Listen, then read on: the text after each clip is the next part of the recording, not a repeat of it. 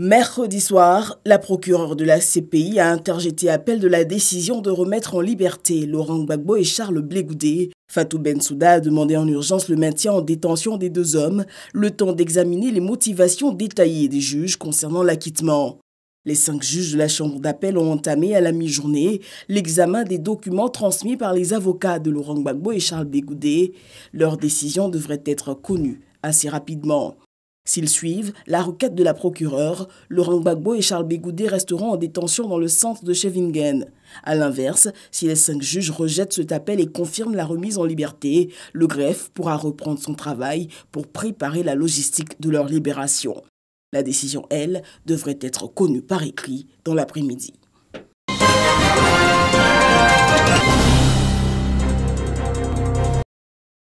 S'il est admis dans le milieu économique et financier que l'Afrique réalise depuis plus d'une décennie les meilleures performances en matière de croissance économique, les dirigeants de ce continent ont à cœur de transformer tout leur potentiel pour que le développement soit une réalité quotidienne pour leur population.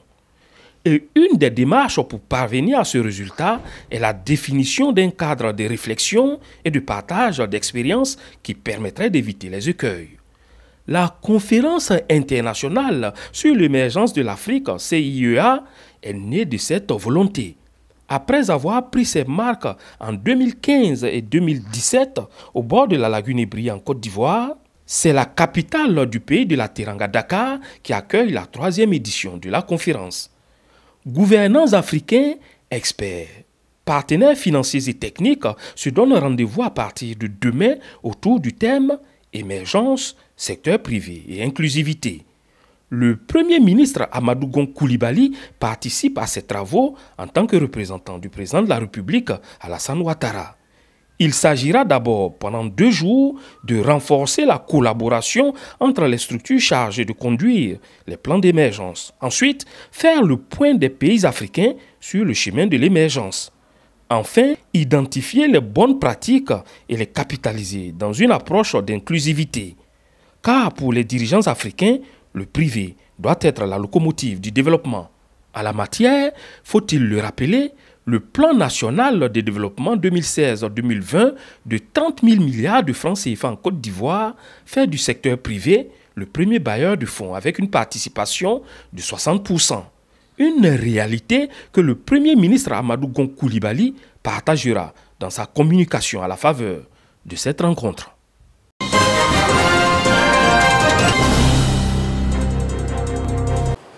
Au Mali, rejoindre Tombouctou en bateau permet d'éviter les mauvaises rencontres d'un trajet par la route. L'État doit beaucoup faire parce que si vous voyez réellement que nous n'utilisons pas la route, c'est à cause de l'insécurité.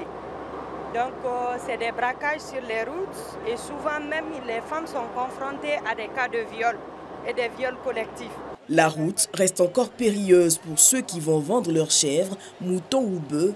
Ils se font généralement braquer. Le bateau nous facilite beaucoup la tâche, nous les commerçants, surtout en cette période d'insécurité. On a la possibilité d'acheminer nos marchandises vers le nord par camion et pinasse, pendant que nous-mêmes voyageons par bateau. Aux abords de Tombouctou, la sécurité n'est pas du ressort de l'armée, mais de groupes armés signataires de l'accord de paix de 2015.